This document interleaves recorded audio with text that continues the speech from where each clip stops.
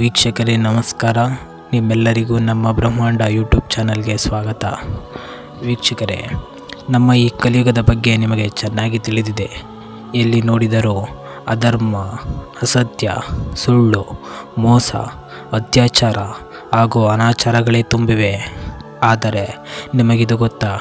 ನಮ್ಮ ಈ ಕಲಿಯುಗ ಹೇಗಿರುತ್ತದೆ ಎಂಬುದನ್ನು ಶ್ರೀಕೃಷ್ಣ ದ್ವಾಪರ ಯುಗದಲ್ಲಿಯೇ ಪಾಂಡವರ ಬಳಿ ಹೇಳಿದ್ದರು.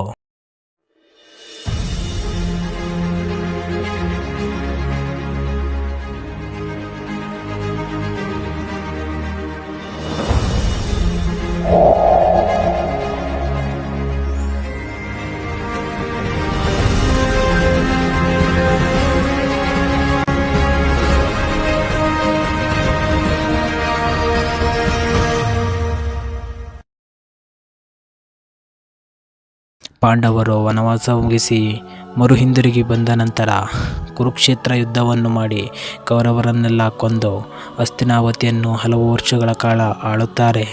ಅಷ್ಟರಲ್ಲಿ ದ್ವಾಪರ ಯುಗದ ಅಂತ್ಯವು ಸಮೀಪಿಸುತ್ತದೆ. ಈ ವೇಳೆ ಒಮ್ಮೆ ಪಾಂಡವರು ಶ್ರೀಕೃಷ್ಣನ ಬಳಿಗೆ ಬಂದು, ಕೃಷ್ಣ, ದ್ವಾಪರ ಯುಗವು ಅಂತ್ಯವಾಗುತ್ತಿದೆ ಹಾಗೂ ಕಲಿಯುಗ ಸಮೀಪಿಸುತ್ತಿದೆ.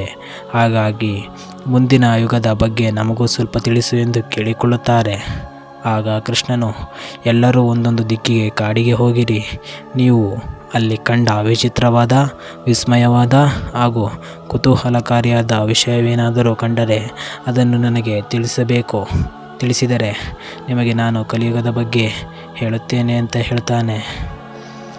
ಕೃಷ್ಣನ ಮಾತಿನಂತೆ ಎಲ್ಲರೂ ಒಂದೊಂದು ದಿಕ್ಕಿಗೆ ತೆರಳುತ್ತಾರೆ. ಅಲ್ಲಿ ಕಂಡದ್ದನ್ನು ತಿಳಿಸಲು ಮತ್ತೆ ಕೃಷ್ಣನ ಬಳಿ ಹಿಂದಿರುಗಿದಾಗ ಮೊದಲಿಗೆ ಅರ್ಜುನನು ಶ್ರೀಕೃಷ್ಣನ ಮಾತಿನಂತೆ ದಟ್ಟ ಕಾಡನ್ನು ಸೇರಿದಾಗ ಅಲ್ಲಿ ಅವನು ಒಂದು ಪಕ್ಷಿಯ ರೆಕ್ಕೆಯ ಮೇಲೆ ವೇದ ಸ್ತೋತ್ರಗಳಲ್ಲಿ ಏನೋ ಬರೆದಿರುವುದನ್ನು ಗಮನಿಸುತ್ತಾನೆ. ಆದರೆ ಆ ಪಕ್ಷಿ ಅದ್ಯಾವುದೋ ಒಂದು ಪ್ರಾಣಿಯ ಮಾಂಸವನ್ನು ತಿನ್ನುತ್ತಿರುವುದನ್ನು ಕೂಡ ನೋಡುತ್ತಾನೆ. ಈ ದೃಶ್ಯವನ್ನು ಕಣ್ಣಾರೆ ಕಂಡಾಗ ಈ ಪಕ್ಷಿ ನೋಡಲು ದೈವಿಕ ಪಕ್ಷಿಯಂತೆ ಕಾಣುತ್ತಿದೆ, ಆದರೆ ಮಾಂಸವನ್ನೇಕೆ ತಿನ್ನುತ್ತಿದೆ ಎಂಬುದು ಅರ್ಜುನನಿಗೆ ಅರ್ಥವಾಗಲಿಲ್ಲ. ಅರ್ಜುನ ಇದೇ ಚಿಂತೆಯಲ್ಲಿ ಕೃಷ್ಣನಿದ್ದಲ್ಲಿಗೆ ಬರುತ್ತಾನೆ. ಶ್ರೀಕೃಷ್ಣನಿಗೆ ನಡೆದ ಘಟನೆಯನ್ನು ತಿಳಿಸುತ್ತಾನೆ. ಆಗ ಶ್ರೀಕೃಷ್ಣ, ಕಲಿಯುಗದಲ್ಲಿ ಜನರು ಒಬ್ಬರ ಮಾಂಸವನ್ನು ಇನ್ನೊಬ್ಬರು ತಿನ್ನುತ್ತಾರೆ. ಜ್ಞಾನಿಗಳಾಗಿದ್ದರೂ ಅಜ್ಞಾನದಿಂದ ಬದುಕುತ್ತಾರೆ. ವೇದ ಮಂತ್ರ ಕಲಿತವರು ಹಿಂಸೆಗೆ ದಾಸರಾಗುತ್ತಾರೆ ಎಂದು ಹೇಳುತ್ತಾನೆ. ಇದೇ ವೇಳೆ ಯುಧಿಷ್ಠಿರನು ಕೂಡ ಕಾಡಿನಲ್ಲಿ ತಾನು ಏನನ್ನು ನೋಡಿದನು ಎಂದು ಹೇಳ್ತಾನೆ. ಯುಧಿಷ್ಠಿರನು ಕಾಡನ್ನು ತಲುಪಿದಾಗ ಅಲ್ಲಿ ಆನೆಯೊಂದು 2 ಸೊಂಡಿಲುಗಳನ್ನು ಹೊಂದಿರುವುದನ್ನು ನೋಡುತ್ತಾನೆ. ಅವನು ಇದನ್ನು ನೋಡಿ ಬಹಳ ಆಶ್ಚರ್ಯಪಡುತ್ತಾನೆ. ಯುಧಿಷ್ಠಿರ ಬಹಳ ಹೊತ್ತು ಅಲ್ಲೇ ಇದ್ದು ಈ ಆನೆಗೆ ಏಕೆ 2 ಸೊಂಡಿಲಿದೆ ಎಂಬುದನ್ನು ತಿಳಿದುಕೊಳ್ಳಲು ಪ್ರಯತ್ನಿಸಿದನು. ಆದರೆ ಆತನಿಗೆ ಯಾವುದೇ ಉತ್ತರ ಸಿಗಲಿಲ್ಲ. ಅಂತಿಮವಾಗಿ ಈ ವಿಚಿತ್ರ ಆನೆಯನ್ನು ನೋಡಿದ ನಂತರ ಯುಧಿಷ್ಠಿರನು ಶ್ರೀಕೃಷ್ಣನ ಬಳಿಗೆ ಬರುತ್ತಾನೆ. ಆಗ ಶ್ರೀಕೃಷ್ಣ, ನೀನು ಕಲಿಯುಗದ ಆಗಮವನ್ನು ನೋಡಿದ್ದೀಯಾ, ಅನುಭವಿಸಿದ್ದೀಯಾ? ನೀನು ಕಂಡ ದೃಶ್ಯ ಅರ್ಥಾತ್ ನೀನು ಕಂಡ ದೃಶ್ಯದ ಅರ್ಥ, ಕಲಿಯುಗದಲ್ಲಿ ಜನರು 2 ನಾಲಿಗೆಯ ಹಾವಿನಂತೆ ವರ್ತಿಸುತ್ತಾರೆ. ಎಷ್ಟೇ ಒಳ್ಳೆಯದನ್ನು ಮಾಡಿದರೂ ಅವರು ಮತ್ತೊಬ್ಬರಿಗೆ ಕೇಡನ್ನು ಬಗೆಯುತ್ತಾರೆ. ಒಂದೇ ನಾಲಿಗೆಯಲ್ಲಿ 2 ವಿಧದ ಮಾತುಗಳನ್ನಾಡುತ್ತಾರೆ ಎಂದು ಹೇಳುತ್ತಾನೆ. ಹಾಗೆಯೇ ಭೀಮನು ಕಾಡಿನಲ್ಲಿ ತಾನೇನು ನೋಡಿದನೆಂದು ಕೃಷ್ಣನಿಗೆ ಹೇಳುತ್ತಾನೆ. ಭೀಮನು ಕಾಡನ್ನೆಲ್ಲ ಅಲೆದಾಡಿದಾಗ ಅವನಿಗೆ ಅದೊಂದು ಹಸು ಒಂದು ಕರುವಿಗೆ ಜನ್ಮ ನೀಡಿರುವುದನ್ನು ಕಾಣುತ್ತಾನೆ. ಹಾಗೂ ಆ ಹಸು ಪ್ರೀತಿಯಿಂದ ತನ್ನ ಕರುವನ್ನು ತನ್ನ ನಾಲಿಗೆಯಿಂದ ನಿಕ್ಕಲು ಪ್ರಾರಂಭಿಸುತ್ತದೆ. ಹಾಗೂ ಹಾಗೆಯೇ ನಿಕ್ಕುತ್ತಾ ಆ ಕರುವಿಗೆ ಗಾಯವಾಗುತ್ತದೆ. ಕರುವಿನ ಮೈಯಿಂದ ರಕ್ತ ಬರಲಾರಂಭಿಸುತ್ತದೆ. ಆದರೆ ಗೋವು ಇದನ್ನು ಗಮನಿಸದೆ ಅದನ್ನು ಹಾಗೆಯೇ ನಿಕ್ಕುತ್ತಲೇ ಇರುತ್ತದೆ. ಗೋವಿನ ಈ ಪ್ರೀತಿಯನ್ನು ಕಂಡ ಭೀಮನಿಗೆ ಯಾವ ಮಾತು ತೋಚಲಿಲ್ಲ. ಅದನ್ನು ನೇರವಾಗಿ ಬಂದು ಕೃಷ್ಣನ ಬಳಿ ಹೇಳುತ್ತಾನೆ. ಆಗ ಕೃಷ್ಣನು, ಭೀಮ, ಹೇಗೆ ಹಸುವು ತನ್ನ ಕರುವನ್ನು ಪ್ರೀತಿಯಿಂದ ನಿಕ್ಕಿ ಗಾಯಗೊಳಿಸುವುದೋ ಅದನ್ನು ಅದೇ ರೀತಿಯಲ್ಲಿ ಕಲಿಯುಗದಲ್ಲಿ ತಂದೆ ತಾಯಿಗಳು ತಮ್ಮ ಮಕ್ಕಳ ಮೋಹದಿಂದ ಎಷ್ಟು ಕುರುಡರಾಗುತ್ತಾರೆ ಎಂದರೆ ಅವರು ಸಹ ಜ್ಞಾನವನ್ನು ಕಳೆದುಕೊಳ್ಳುತ್ತಾರೆ. ಮಕ್ಕಳ ಸರಿ ತಪ್ಪುಗಳ ಅಂದಾಜುಗಳು ಕೂಡ ಅವರಲ್ಲಿ ಇರುವುದಿಲ್ಲ ಎನ್ನುತ್ತಾನೆ.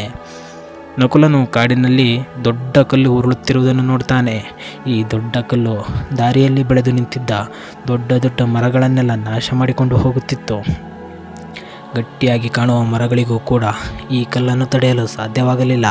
ಆದರೆ ಒಂದು ಚಿಕ್ಕ ಗಿಡದ ಬಳಿ ತಲುಪಿದ ತಕ್ಷಣ ಆ ಕಲ್ಲು ಅಲ್ಲೇ ನಿಂತಿತ್ತು. ನಕುಲ ಈ ದೃಶ್ಯವನ್ನು ನೋಡಿ ಅಚ್ಚರಿಪಟ್ಟಿದ್ದನು.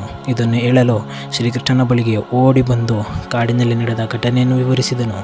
ಆಗ ಶ್ರೀಕೃಷ್ಣ, ಕಲಿಯುಗದಲ್ಲಿ ಮನುಷ್ಯನ ಅಧಃಪತನವು ತುಂಬ ವೇಗವಾಗಿ ಸಂಭವಿಸುತ್ತದೆ.